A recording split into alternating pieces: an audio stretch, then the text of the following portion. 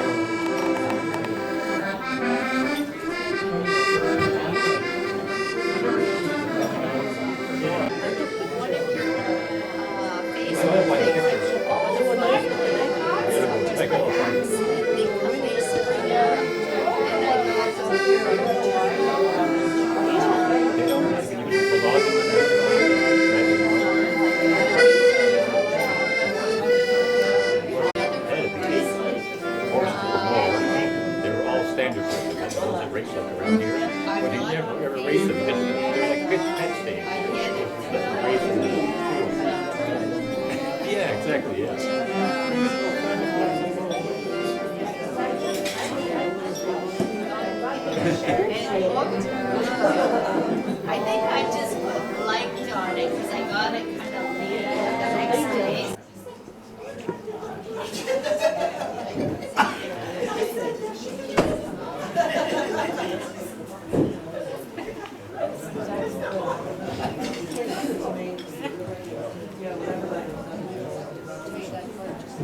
The St. Michael's Polish Benefit Society and the Pogoria Polish Folk Ensemble are delighted to be hosting, and a really sincere thanks to Sherry, I think she's out of view, and to Maura Lee for their leadership and hard work and contributions. Really appreciate it. And to everyone who helped with the kitchen and in other ways, to everyone who keeps the hall going, our hall manager, Bernie Lubusik, thank you very, very much. And to all the members of St. Michael's who are here, not all could be here because of the capacity, but they're with us in spirit and are participating in other ways in the first ever Nova Scotia Polish Heritage Month. Back to the reason why we're here today, to celebrate Chris Tinsky and his years of work and profile of Cape Breton, a wonderful ambassador for our island and for the Polish community of the island as well. Maura Lee Morakot, who is a member of both Pogoria and St. Michael's and well known in our community, is going to do a question and answer session with Chris, and we will video it and make that available to people who couldn't be here today. Also, the Cape Breton Regional Library is doing a series of videos during Nova Scotia Polish Heritage Month, and this will be part of that series. So we're very, very happy about that. And I'll turn it over to Maura Lee, and through Maura Lee and Q&A, we're going to learn more about Chris. Okay, wonderful. Thank you very much. It's nice to get that mask off for a little bit, I'll tell you. Okay, so we're going to do a little Q&A. So we want to make it as comfortable and relaxed as we can. So have a seat, Chris. Have a little hand sanitizer. There you go. We want to be safe. We're going to be sharing the mic, so that's why. Okay, that's So yeah. Okay. Fold. All right. I'll do that as well.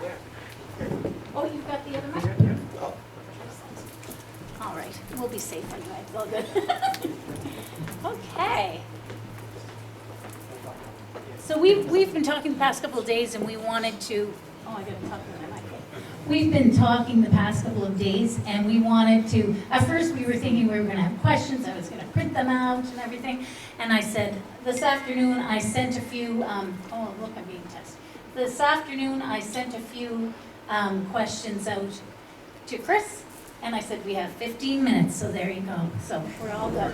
Minutes is good for me. Okay, so I guess we'll start this out. The good thing is I'm very new to Chris's work. I've seen his work at the Cape Breton Farmers Market and at other markets as well. The Ross Ferry, I think you joined us at the Ross Ferry's market a couple of years ago.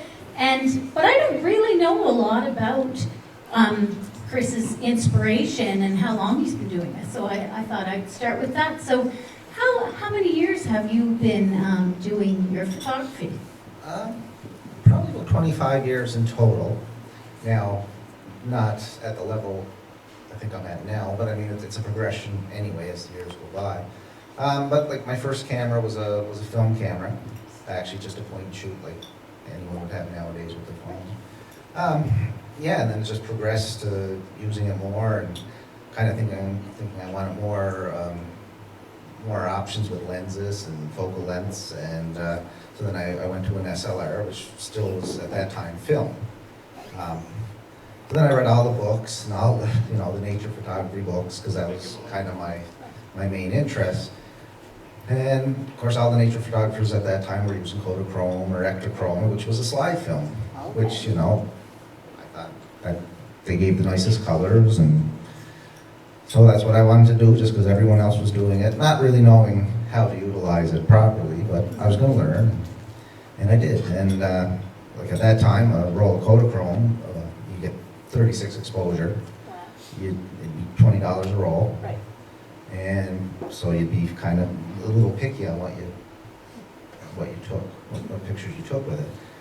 And then you weren't done there, you had to get them processed, so it was another $20 just to get the slides back. So this is probably late 90s, so I mean, it was $40 for 36 exposures before you even seen something on paper.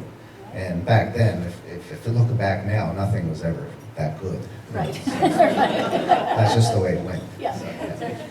Well, you know what, I'm going to touch on one of the points you made. You said that you did a little research on other nature photographers. So how does nature inspire you? It always did. I think it was instilled in me anyway, as long as I can remember.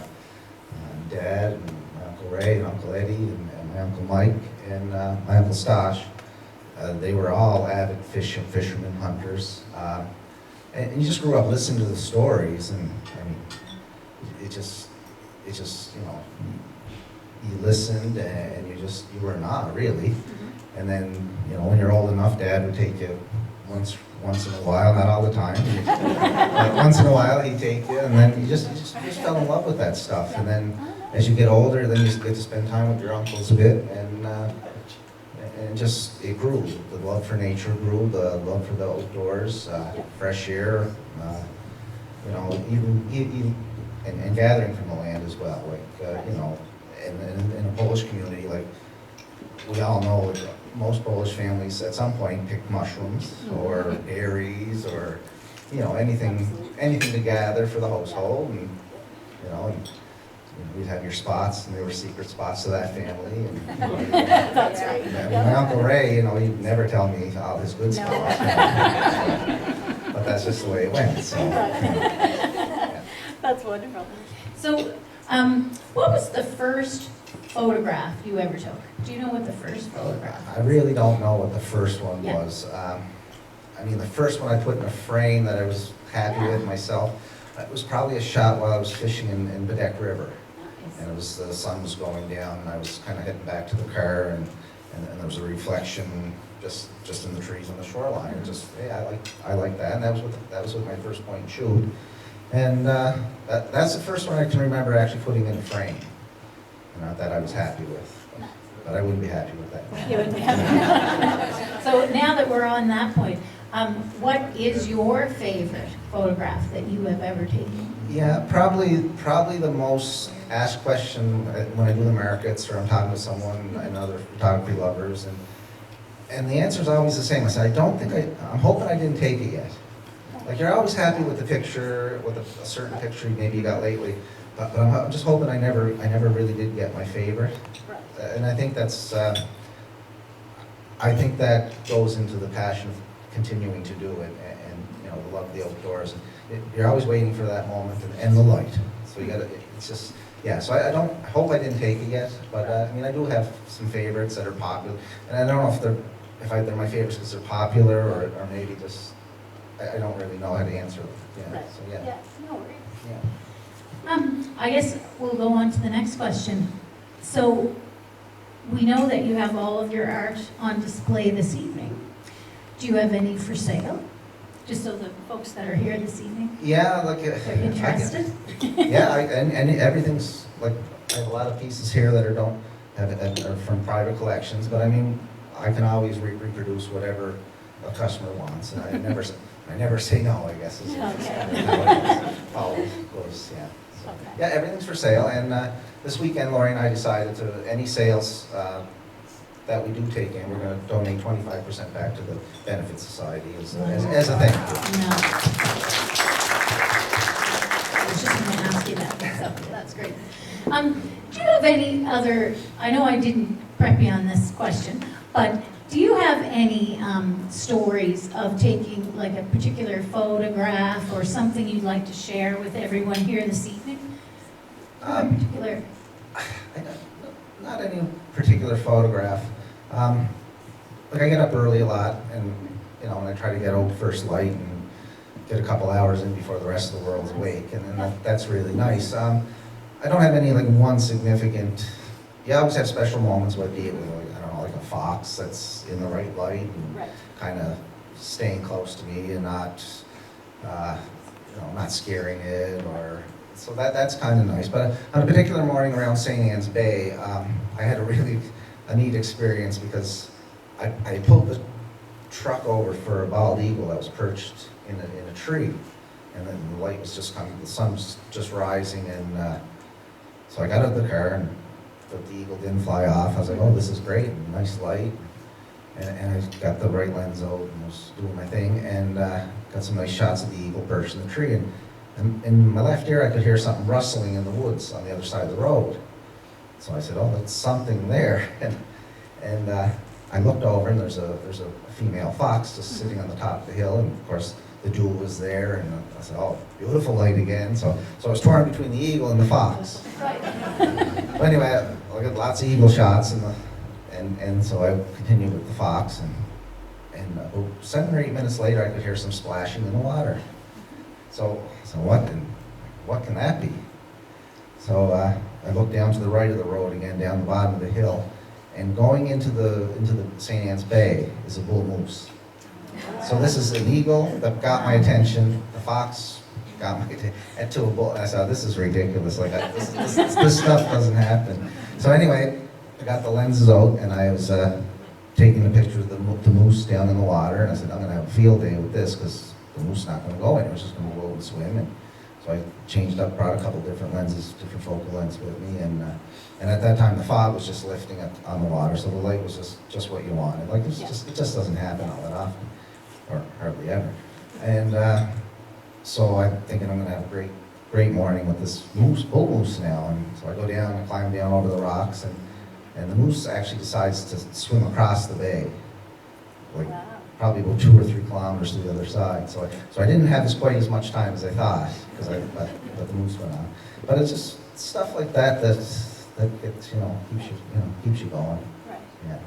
It's like they all come out when they know you're there. Well, it doesn't always happen that way, and that's for sure. But that was a special morning for sure. So I have one more question, and then I'm going to ask everyone in the audience if you think about it while I'm asking this question, if you have a question.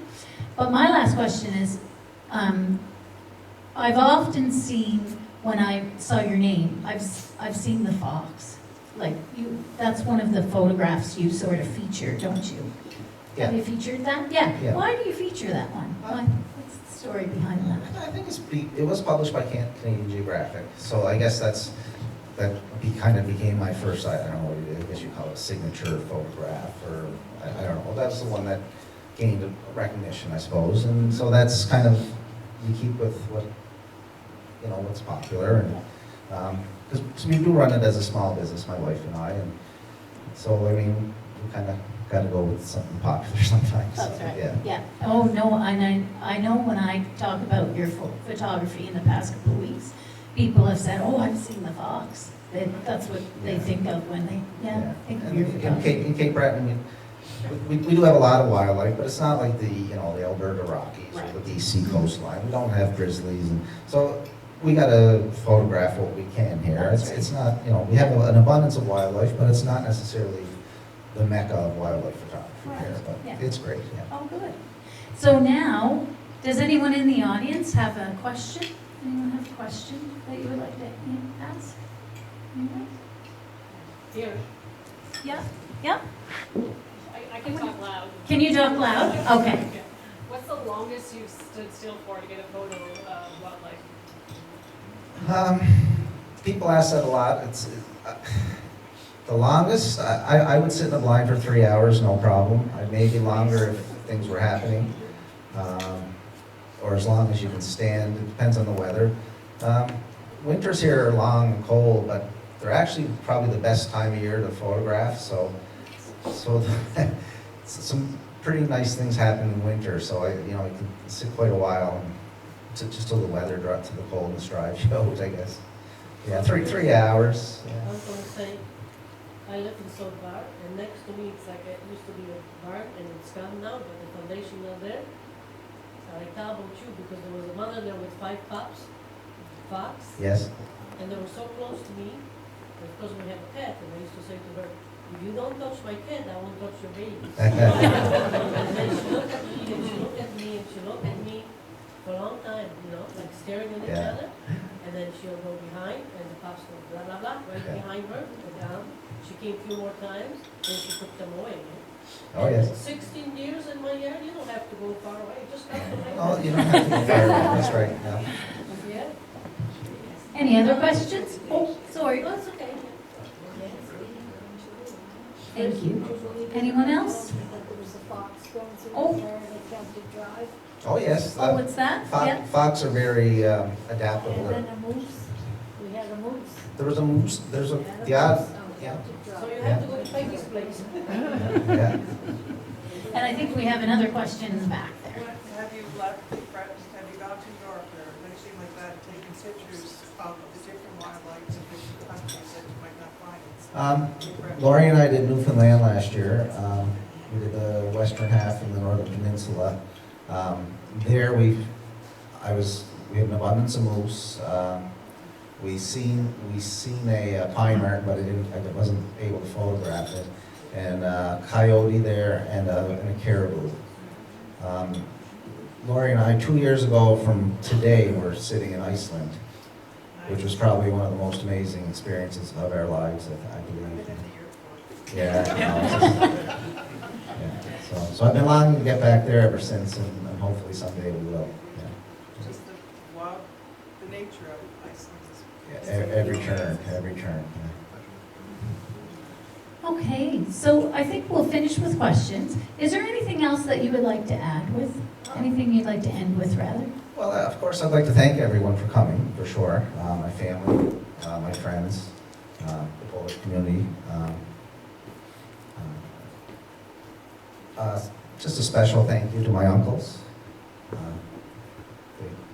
Very influential, not just the ones that are here, but the ones that have passed.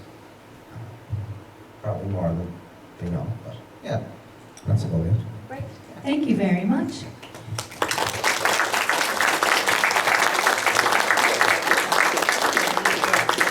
So before we end this section, I just want to say that we will have our exhibit open. Chris's work will be featured for the next 2 days. On Friday, it's from 4 to 7. Am I right? Yeah. And Saturday from 10:30 to 2:30. So, of course, we will not have the tables here, but if you want to let folks know that they can come anytime between those times, and we will have all the COVID-19 protocols in place, so no need to worry. And we will have a few volunteers. We will be here, so I think it's going to be a lot of fun. I think we'll get a lot of folks through. So thank you so much for coming out this evening. We are very pleased to put this event together and to have Chris feature his photography here this evening. So thank you so much for attending. Take care. And safe travels home.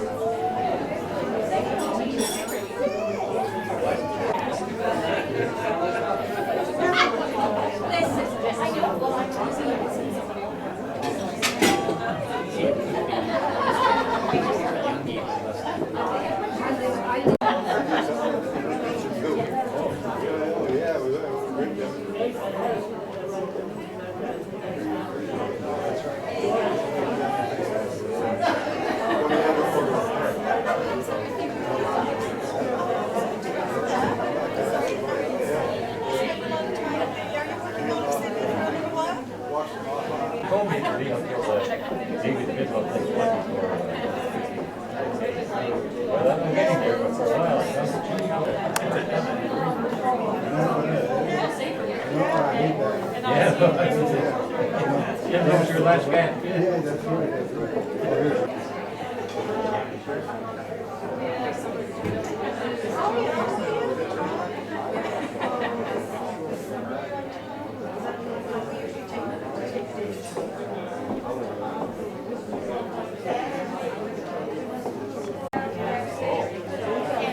You mean you actually take a little break from here?